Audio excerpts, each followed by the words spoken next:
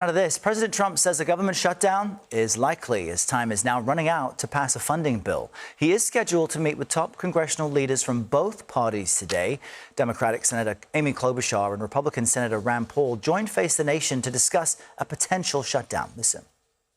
I am glad the president has finally agreed to meet with the leadership in Congress. He canceled the meeting last week, which I think was a big mistake, because this is an opportunity for the country because of one big problem, and that is that the Republicans have created a health care crisis. I think both sides have to look at the proposals for spending and decide, what is the best way forward for the country. The Republican proposal adds about $2 trillion in debt over the next year, so it'll be short $2 trillion. So I oppose the Republican plan because it adds debt. The Democrat plan would add $3 trillion in debt. CBS News correspondent Natalie Brand joins us from the White House. Good morning, Natalie. So what does each side want out of today's meeting? And I guess the multi-trillion-dollar question, how likely is an agreement? Yeah, exactly. That is the multi-trillion-dollar question. And as you noted, Errol, President Trump told CBS News that unless Democrats back down from their negotiating position right now, this shutdown is likely. And in a phone interview with CBS's Bob Costa, he said, quote, "I just don't know how we are going to solve this issue." And the president also expressing to Bob that if a shutdown were to happen, if it in fact goes forward, that he believes it's Democrats that would pay the political price for not working with Republicans to cut spending. Now, health care is a big sticking point in these negotiations. The key sticking point here, Democrats have been pushing to address cuts that were made in the GOP tax cut and spending bill. And they also want extra funding in this measure to enact or extend Affordable Care Act health insurance subsidies that are set to expire at the end of the month. Now, Republicans and the president, they want a clean continuing resolution or stopgap measure, the one that has already passed the House. Here's Speaker Mike Johnson speaking to CNN on Sunday. We didn't add a single partisan priority or policy rider at all. We're operating completely in good faith to give more time. The only thing that would gut health care, using his own phraseology there, is if we took Hakeem Jeffries and Chuck Schumer's demand here, because they want to cut $50 billion from rural hospitals.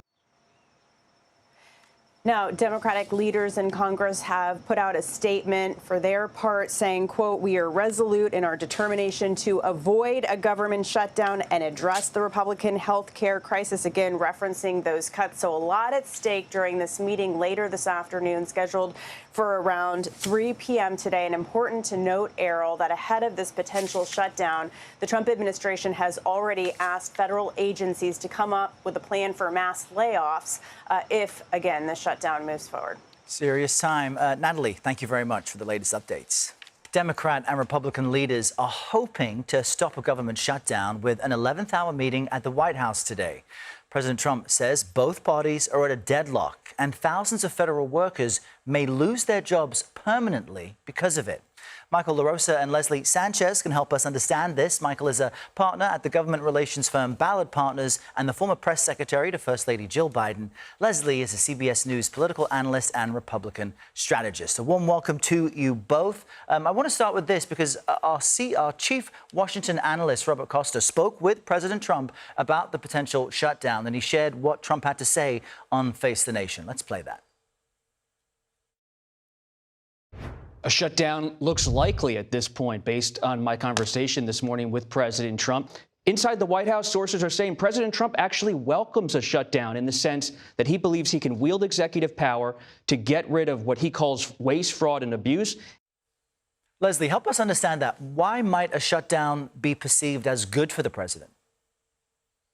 I think it's more of a context, just talking to Republican sources. I don't hear a big appetite for a Republican-led shutdown. I think what there is a conversation around is getting a control around spending. And that's something the president has talked about consistently. There is talk in this Congress about the rising debt. There is already passage of the appropriations bills, and they feel that the president going to Capitol Hill today is really going to put the pressure on the Democrats to come to a baseline agreement. You hear this talk about increasing, there's going to be cuts on health care and not managing the debt. And I think it's really the president's language around trying to put pressure to come to an agreement and having a budget resolution and at least a debt consolidation, no increased spending, part of that conversation.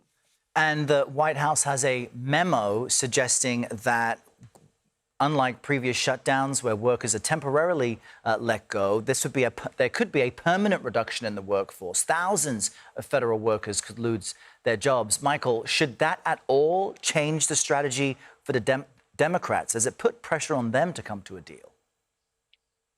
I think it probably does. I mean, that was why Senator Schumer voted to keep the government open in March in the first place.